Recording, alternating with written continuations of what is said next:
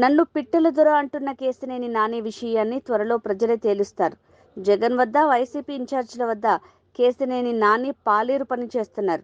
Kesineni నానిది psycho మనస్తత్వం. Vijayawada MP ticket Kesineni నానికి ఇవ్వటం జగన్కి ఇష్టం లేదు. అవినాష్, వెల్లంపల్లి వంటి వారికి కేశినేని నాని అసిస్టెంట్గా పనిచేస్తున్నారు అని కేశినేని చిన్ని అన్నారు.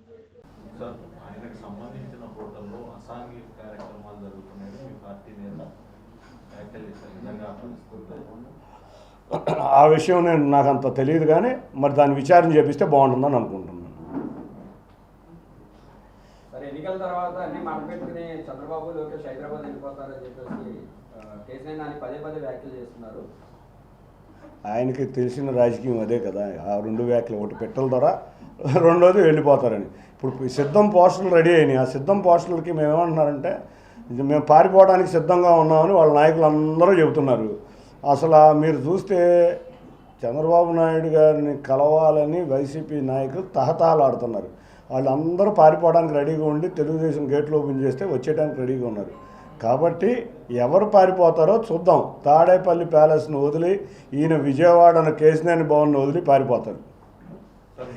ఏ రోజు ఈయన ప్రజల్లో కనపడిన వ్యక్తి మీరే చూశారు. 2019 నుంచి 23 వరకు ప్రజా జీవితంలో ఎక్కడా కనపడిన వ్యక్తి. ఆఫీసు గేటు కూడా బయటకు దాటి వెళ్ళిన వ్యక్తి కాదు. ఎవరిని గౌరవించుకోని వ్యక్తి. ఈవెన్ మీలాంటి జర్నలిస్టులు కూడా ఏ రోజు గౌరవించిన వ్యక్తి. అహంకారంతో మాట్లాడే వ్యక్తి.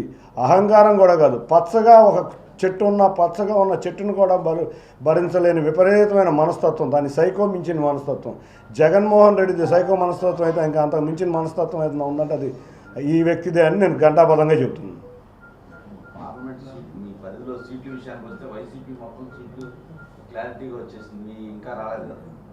వైసీపీ క్లారిటీగా వచ్చిందా?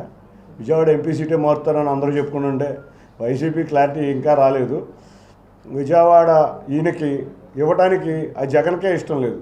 ఏదో ఎవరైతే విమర్శిస్తారో వాళ్ళని ముందు నుంచోబెట్టి తిట్టించి వేరే వ్యక్తి, ఆయనకు కూడా తెలుసు ఇతని దగ్గర జనం లేరు, ఇతను ఏ రోజు ప్రజా జీవితంలో లేడు, ఇతను పట్టుమని ముగ్గురిని కూడా తీసుకురాలేకపోయాడు. కాబట్టి ఏదో తెలుగుదేశం నుంచి 60% తీసుకొస్తానని డబ్బాలు కొట్టుకుని వెళ్ళాడు అక్కడికి.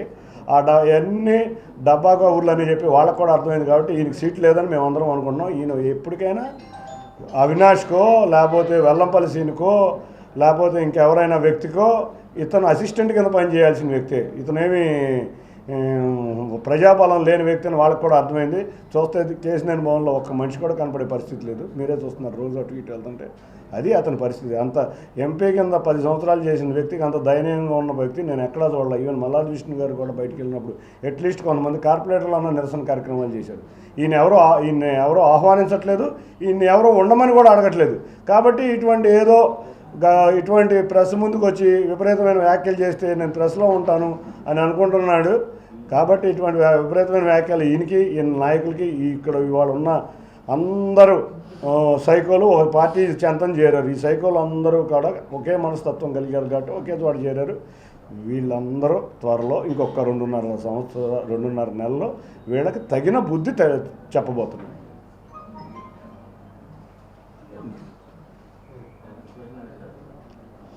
ఓకే, టికెట్ అమ్ముకున్న వ్యక్తులు కూడా త్వరలో ప్రెస్ ముందుకు వస్తారు. ఈయన ఎవరికైతే టికెట్లు అమ్మి డబ్బులు తీసుకున్నాడో వారు కూడా త్వరలో ప్రెస్ ముందుకు వస్తారు. Thank you.